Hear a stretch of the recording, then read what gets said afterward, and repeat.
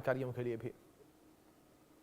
खबर इस बीच चंडीगढ़ से, जहां आईपीएस वाई पूरन कुमार के खुदकुशी मामले को लेकर जानकारी है। पत्नी की शिकायत पर एफआईआर दर्ज की गई है।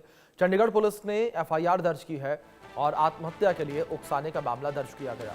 एससी एसटी एक्ट के तहत केस दर्ज किया गया है। सुसाइड नोट में लिखे नामों के खिलाफ केस दर्ज किया गया है। ये बड़ी खबर है।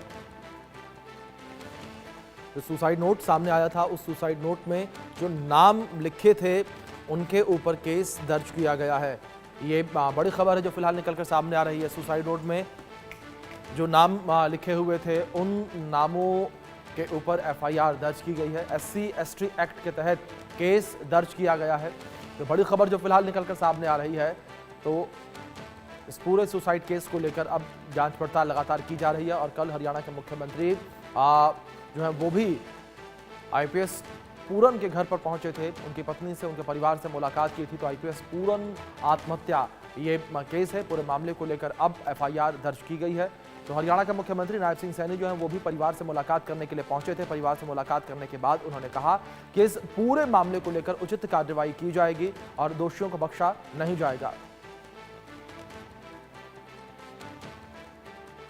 इस पूरे आत्महत्या केस को लेकर लगातार अब जांच पड़ताल की जा रही है और ग्राफिक्स के माध्यम से भी कुछ इन्फॉर्मेशन आप तक पहुंचाते हैं हम कि इस पूरे मामले को लेकर किस तरीके से जांच पड़ताल की जा रही है। डीजीपी समेत 13 अफसरों के ऊपर एफआईआर अब दर्ज की गई है। सुसाइड नोट में आईपीएस ने गंभीर आरोप जो है वो लगाए थे। एससी एसटी एक्ट के तहत केस दर्ज किया गया।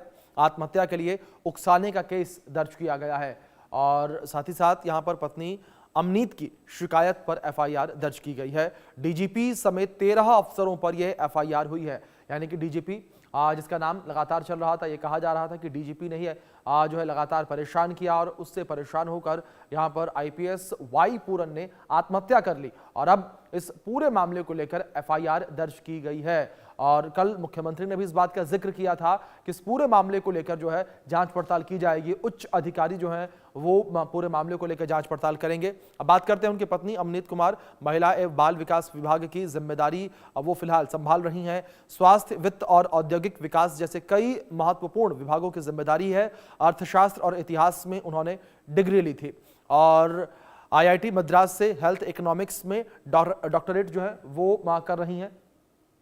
तो कुछ जानकारियां हैं उनको लेकर। महिला और बाल विकास विभाग की जिम्मेदारी इस वक्त जो है वो संभाल रही हैं। तो ये जानकारियां हैं इस पूरे आत्महत्या केस को लेकर। जिस तरीके से आईपीएस वाई पूरन ने आत्महत्या की थी, इस पूरे मामले को लेकर जांच पड़ताल अब लगातार की जा रही है।